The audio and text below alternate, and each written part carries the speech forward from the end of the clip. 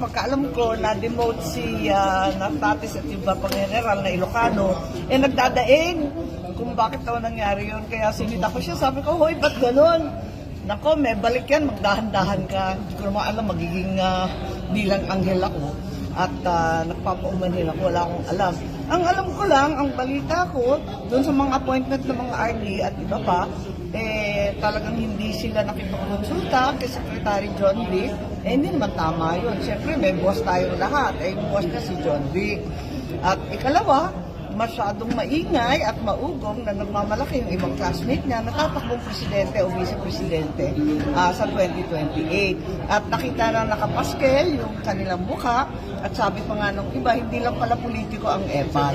Kaya parang inaabangan na rin siguro inaabangan na rin ng ibang tao dahil na may nadidinig na pang-aabuso. So ma'am, namumuliti ka na rin siya, nag-start na?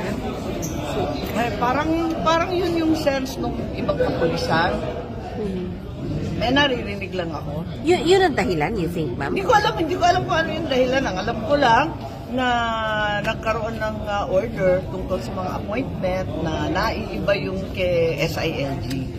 Hindi naman maaring gano'n. Dapat naman talagang magkasundo sila.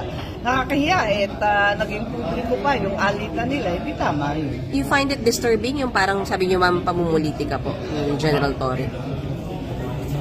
Ewan ko kung anong marathon yung tinatakbuhan nila. Marami sila masyado.